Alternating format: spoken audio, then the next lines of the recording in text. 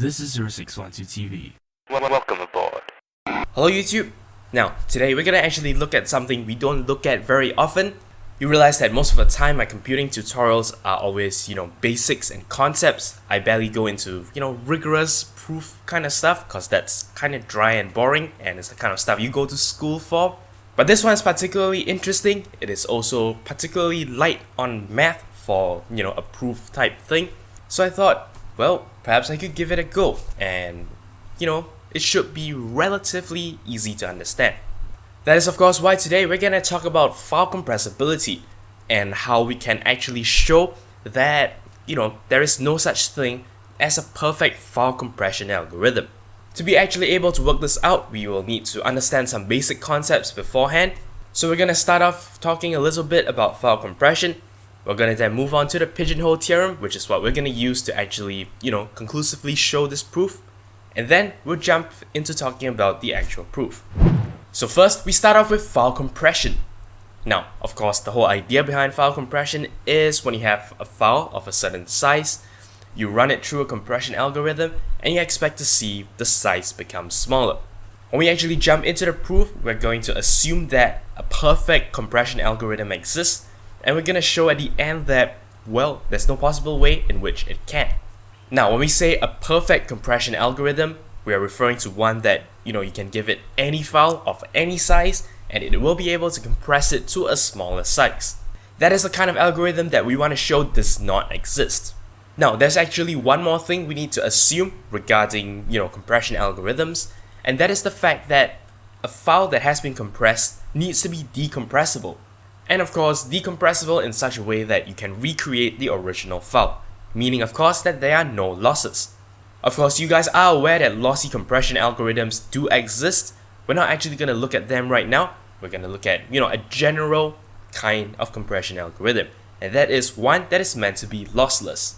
I guess that is a rather huge assumption, but if you think about it, we are actually looking for a compression algorithm that works on every file. And I guess, well, there are some kinds of files that you just cannot actually, run a lossy compression algorithm on it, because when it's reconstructed, it's no longer meaningful.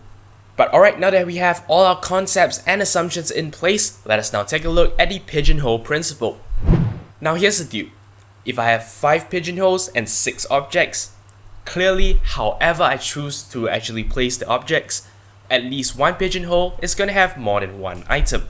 So before we even look at the actual definition of the pigeonhole principle, you should have an intuitive idea of how it works. The idea is if you have so many slots and you have more items than slots, you can try to distribute it as nicely as you want, but at least one slot is going to have more than one item in it. Very simple idea, and of course this is the same argument used to show that if there are 367 people in a room, at least 2 of them has to have the same birthday. In this particular case, every possible day of the year, there are 366 of them, are the pigeonholes. If there are 367 of them, at least 2 of them have to go to the same pigeonhole. In other words, share the same birthday. So let's put all of this together now and use it to discuss file compression. So basically what we're going to do is we're going to introduce a file. Its size is 2 bits. What that means of course is that it has 4 different possible combinations. If we were to actually grab this file and run it through the perfect compression algorithm, it's going to have to compress this file. Obviously, for a file that is 2 bits in length, if you compress it, the only possible outcome is a file 1 bit in length.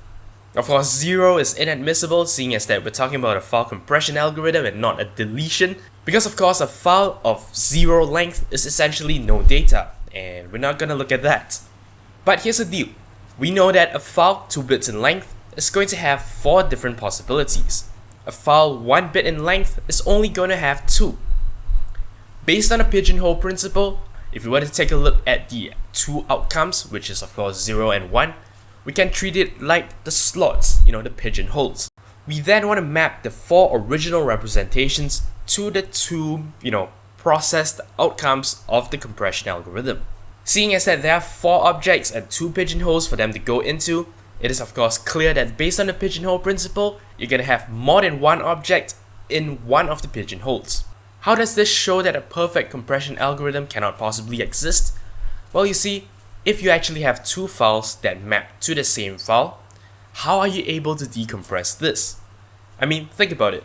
If you are a decompression algorithm and you see, a particular file, and you know that there are at least two possible inputs that map to this, how would you know which input this particular file came from? This is not something you can deduce without additional data, and this shows then that a perfect compression algorithm cannot possibly exist. The rigorous proof of this must of course extend this to multiple file sizes, not just between a file of size 2 and a file of size 1, but it works on the same idea. The fact that you actually need enough data to unambiguously decompress a file, that's the reason why you cannot have a perfect compression algorithm. So today's video actually hasn't been very rigorous. I don't think this is the full formal proof for file compressibility. However, hopefully it does give you some insight as to, the thinking process behind deciding what algorithms work and what algorithms don't. So on that note, that is all there is for today's episode. If you have any comments, queries or suggestions, feel free to leave a comment in the comment section below. Don't forget to follow the official Twitter account for this channel at twitter.com/0612tv. As always, I appreciate every like, favorite and subscription you give me. But until next time, you're watching 0612TV.